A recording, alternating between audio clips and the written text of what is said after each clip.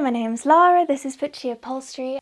Welcome back to my sofa transformation series. This is part 3 of a possible 4 or 5, I reckon this will be. This video is me doing the fixed upholstery of my sofa. Originally it came covered in the calico, but then it did have a loose cover. I just don't make loose covers, it's a completely different skill set, so it's just not something that I do. I used my amazing Linwood fabric, which Linwood very kindly gifted to me for this project, and they are sponsoring the series, which is, again, I am so grateful, so thank you, Linwood. So yeah, I really hope you like this video. I really loved making them and I cannot wait. I'm nearly finished the cushions, but I'm going to do them in a separate video, so I cannot wait to show you everything together because it's going to be amazing. I'm working in the lounge today because it's raining and this is too big to fit in my workroom door, so we improvise. How I know that I'm cutting lying straight is I use the two straight edges of my table. So I've got a straight, I'll show you on this side, it's lined up on that side though. I've got a straight edge here and a straight edge here, and so as long as my fabric is sitting straight along there and straight along there, I know that it is lying straight. So I'm cutting a 19-inch piece. I'm doing the whole width. I think that absolutely everything I'm going to be cutting is the whole width. That's why I needed so much fabric. On the selvage, which is the edge of the fabric, it does say which way is the top, but I always just write a little T on the back of my fabric for T for top. It's just my habit that I'm in. So I'm going to write PT, platform top. And I need to cut some calico as well. Oh my gosh, also, we've just put our first offer in on the house. Fingers crossed, we did it yesterday on the cutest little bungalow. It needs a lot of work though, but that's fun. It's so cute and we're hoping that we're going to hear back from them today. It's the first house we've put an offer in on, and I didn't sleep very much last night. I was too excited. I'm just so impatient. At like midnight, I was like, I wonder if they'll get back to us soon. Aaron was like, probably not, maybe tomorrow. I was just thinking that the estate agent would maybe let me know at midnight on a Tuesday evening, but Slacker wasn't working. I just need to measure for the calico because I'm going to stitch, I'll show you when I do it, but I'm going to stitch a piece of calico to here because otherwise you'd have to use a metre of your beautiful designer fabric, or you could use a metre of calico rather, because you're never going to see it. There's going to be a cushion sat on here. 55 by 26 inches I'm cutting the calico. Okay, I've cut a piece of calico and I've got my platform. So to make, this is the same for an armchair. Hey Jessie.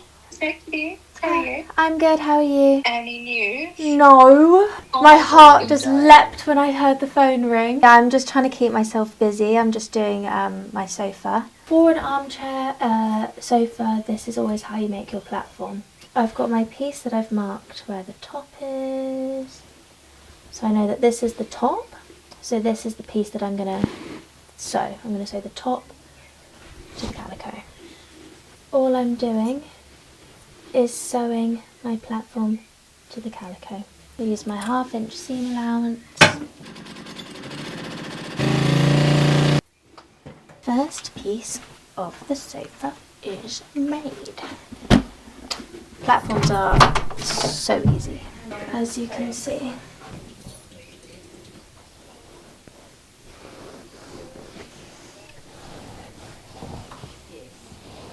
Normally I would put this in a kind of star formation, but because I definitely want this stripe to be going about halfway, I'm just going to get this part secured in first and then work my way outwards, just so that I can be sure that everything is where I want it to be.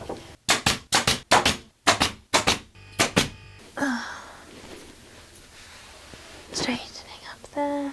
That's all temporary tacked and I'm now happy with the position. So now I'm going to get probably these 3 blue sections in, and I'm going to get that same amount in at the back.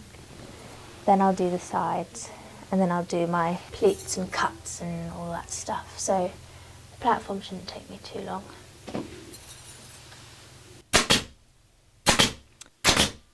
When you do your middle, you need to obviously pull it straight down. But as I'm coming out to the side, to ensure that I have the smoothest finish, instead of pulling down as I come over, I am pulling down and out. So it's this movement rather than this. And I'm smoothing. So now this whole section can be stapled. Smooth. Okay, looks good. Feels smooth. So I've got a beam here that I need to cut around. I'm going to do a Y cut. Half of it goes around here. Half of it comes around here. Pulling again out and down.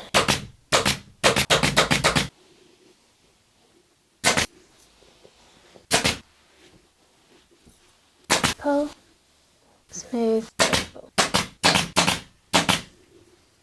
Pulling. Smoothing and securing. It's very hard to smooth nicely when this sofa is so wide because I can't quite get my hand around. Normally I need to cut around a beam in the back corner. The beam's actually not in the way, so I don't need to cut around it. I know I need to do a cut here. There is a bar here. I'm feeling for either side of the bar. So I've got 2 marks. This one, I've made my mark, but I'm not actually going to cut it yet. That is my most important cut because that is right at the front. I'm going to make sure that all of this is in the right position before I cut it. So this cut here is good.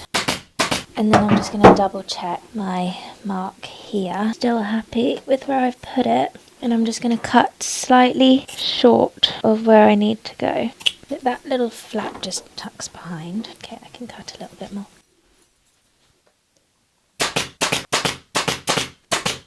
I'm giving a good pull and smoothing, and I'm going to staple it down here and underneath.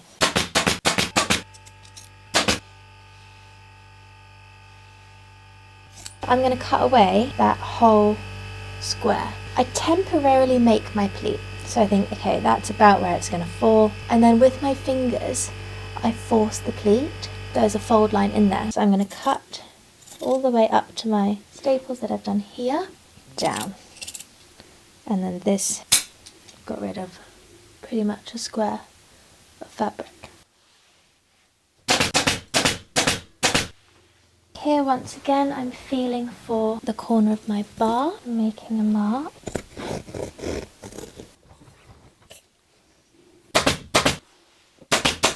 Now that the platform's on, I can do the inside back. I'm tracing this shape. I've got my pattern, added 1/2 inch seam allowance around the front and the top, and then I've just added a little bit extra to the side, which is what I'm going to pull and staple, and the bottom, pull and staple.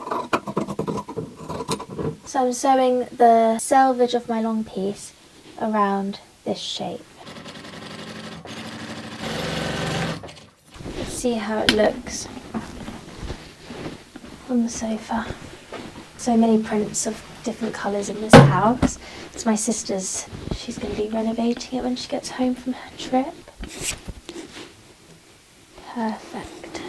Oh yeah, that looks really good. Following the shape nicely. I know it's a bit distracting this, but at least this part is running straight on the side. It's going to be right on the edge, so you're not going to see it. And then that's what will buff up against the other side. Some polywooding on the back. Give it a cushiony layer.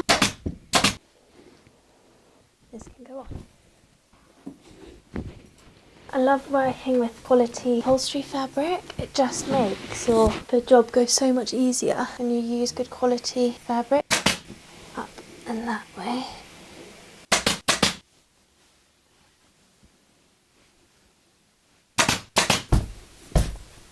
I've just laid some fabric out here just to make sure that when I put my cushion on, it lines up with the back and with the platform, and it's looking like it does, so that's really good. So far this is just temporied on. First thing I'm going to do is this top section here, and then I'm going to do the top of the hump, and the bottom of the hump. Then I'm going to do the other hump, and then I'll do the lower bit because I need to make relief cuts.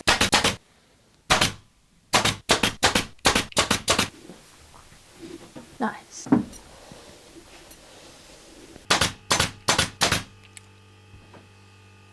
I'm going to this top corner now.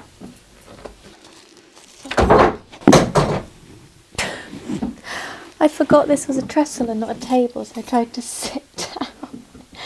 Tilted the whole thing. I'm going to be cutting half a Y cut. If I'm looking at the beam, I'm cutting straight towards the middle of it and then down. Fork off. To where my dot is. And then that goes through the little tight space. How's it looking? Amazing. Looks nice, doesn't it? Oh, that's so beautiful. I love it. Going on really nicely. It's actually amazing how much the pale detail picks up. Do you think that would get a bit lost? The What, detail in the white stripe, the little leafy detail in the white stripe? You actually do see it. It's quite amazing. It's beautiful, isn't it? Oh, And I it's gonna be love the colours. Absolutely gorgeous. I love the colour. I'm so glad it's this colour. You can pair that with so much With stuff. anything. Beautiful, love. Thank you. So there, and I'm bidding for this top corner here. Finish off my Y cut. Little V that I've just cut will get tucked behind here.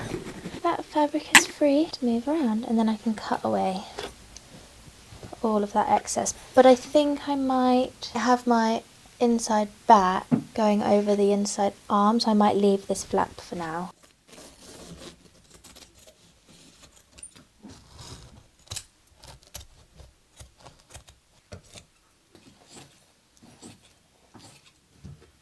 They had the back tack section coming here, which I presumed was because the curve is so drastic that it would be easier. But I'm gonna see if I can just upholster it normally, because the back doesn't have back tack on it. If it wasn't such a nice stripe, I probably wouldn't, but I feel like the curve in the stripe is gonna look a bit funny.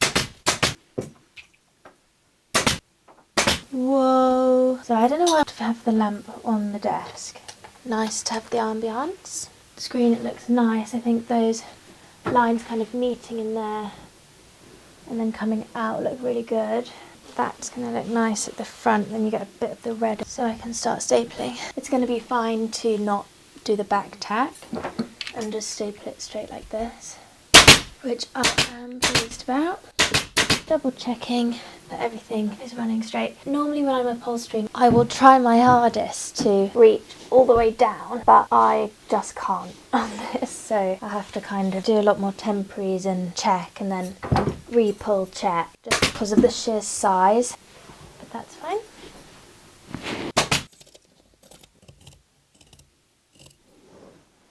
Then I need to do one more there, which will bring me round there and straight down, so I'll do that one in a sec. Making sure that this blue one is going to be running straight.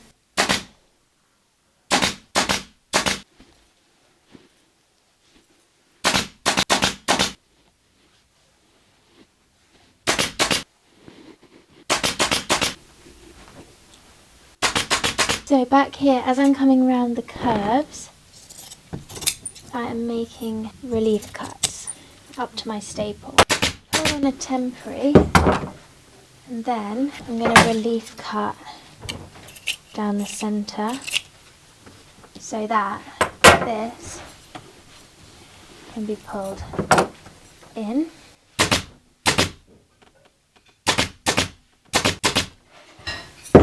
Do another relief cut there so that I can give that an even tighter pull.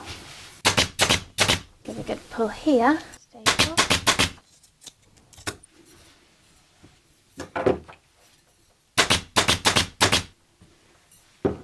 So I've just done another Y cut around this bottom bit. Okay, I'm doing the inside arm front pleat. I'm just going to undo this temporary tuck here, pull up and over.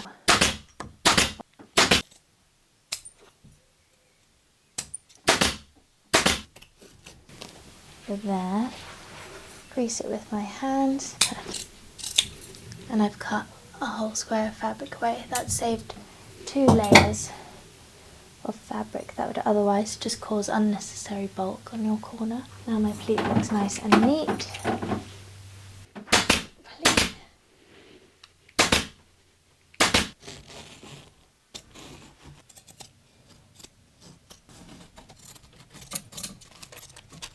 We're back inside again today because there's no one home and the weather's a little bit miffy, so I don't really want to be carting this sofa in and out by myself. I'm going to do the outside arms and the outside back. I've made some piping like this. I was going to just use the orange because I don't love seeing them both, but then I would have to use loads of fabric, so I didn't. Okay, so on my outside arm, the first layer that I'm going to put on is a layer of hessian, and this is my structure. So you see at the moment there is a hole. If I was to put the fabric on, if you were to run into the sofa or hit it, the fabric is not strong enough to hold, and so you will rip the fabric off by going through the hole. The hessian is a lot stronger. I'm going to staple it on really tight, and it's going to act as a barrier. If you fell into the sofa, the hessian would hold it. So that's just going to be stapled onto this part of the wood, down to there, from here over to there. I'm going to put it on the outside arm and the outside back. So I do staple at the top in the middle, staple at the bottom in the middle. My tension is tight, tight, tight. I'm watching the weave of my hessian. I'm making sure that it's straight. Now I'm going to give it a pull tight this way, and then I'm going to give it a pull this way. Then I'm going to work in a star formation. Top left, top right, bottom left, bottom right, fill in the gap.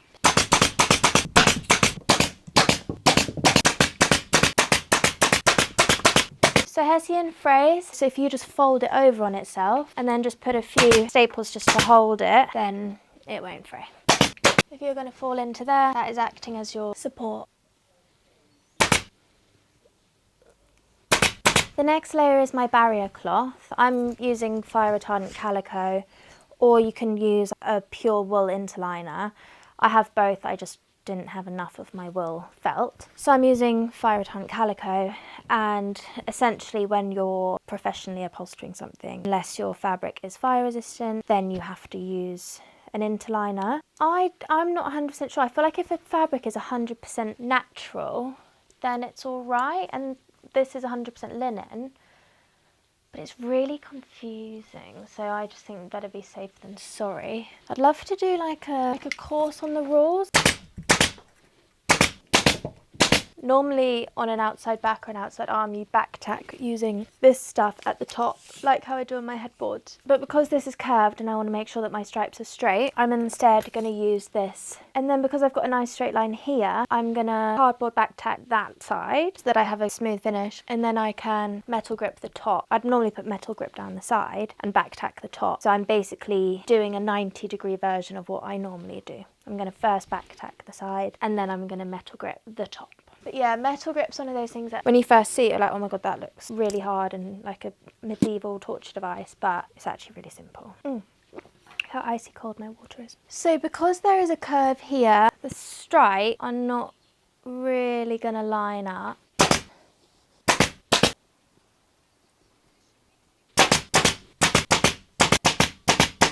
Holes here, that's what I'm stapling into. In most of them I'm just putting one. Every so often I'm going to put 2 in, just so that it definitely doesn't move. So then the piece that you're stapling goes up against your piping like that, and then eventually your fabric is going to grip into these teeth here, and then you're going to fold it in on itself.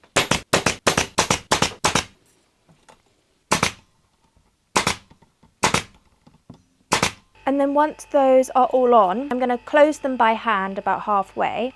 So I'm just pushing each of these little teethy bits up. So they're closed and those are open. Now I'm going to put my layer of polywadding on just to soften all of this before my fabric. When I trim this off.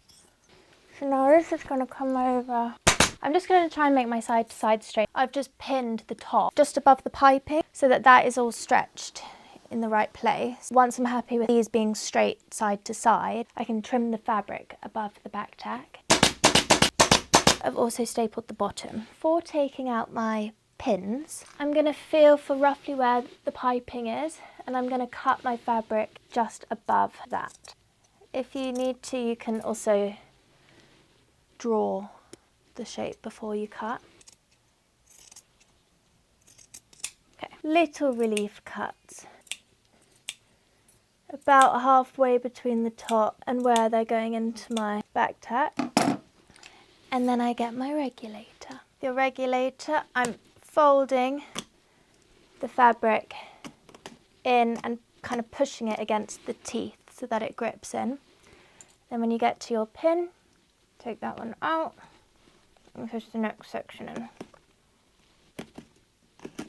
So the relief cuts help you to go around the corners.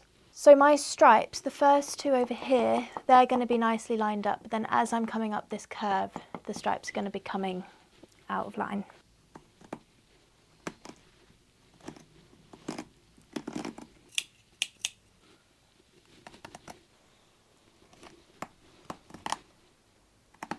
So everything's in the back tack up to about here. I'm just going to close it with my fingers as hard as my fingers can close it, and then I'm going to hammer it.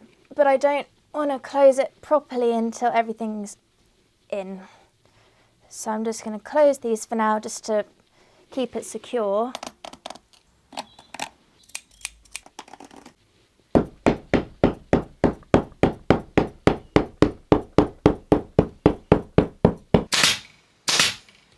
The outside back is pretty much the same. I'm going to save my camera battery and come back when I'm finished. I just need to put the bottom cloth on. I haven't actually done the other one. I'm going to film that for Instagram. I thought I'd film one for YouTube, one for Instagram. I actually can't remember what the legs look like. I have a feeling they were quite dark. I might get them out today, see if I need to sand them or anything, but I can't remember what shape they were.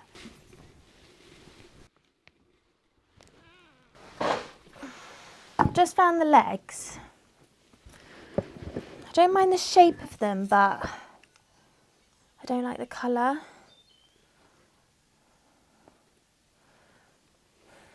I don't know whether to sand them, paint them, or cover them in fabric.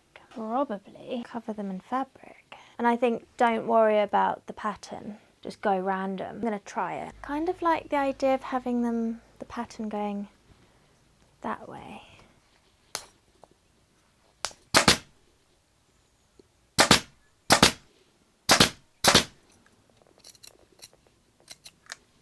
So 3 sides are good, 1 side's still black. Yeah, that's fine. That's the back. And then there'll be the sides and the front. So I'll just need to buy some of those little stick-on pad things. That's the back. And then there's the sides. I think those are really cute. Top, bottom, side, side. Fill in the gaps.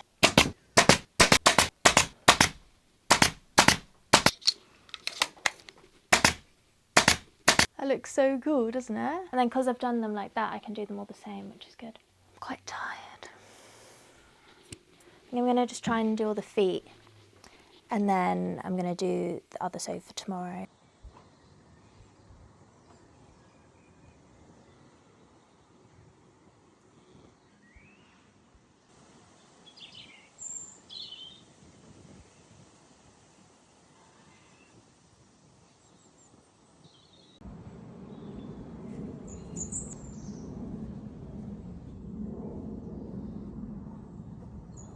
Thank you so much for watching. I really hope you enjoyed it. Make sure to check out parts 1 and 2 if you haven't already. Stay tuned for part 4, where I make the 2 box cushions. The lady also gave me 5 feather scatter cushions. I think 3 big ones and 2 small ones. So I'm gonna make them in the same fabric. So that will be the next video. I'll see you soon.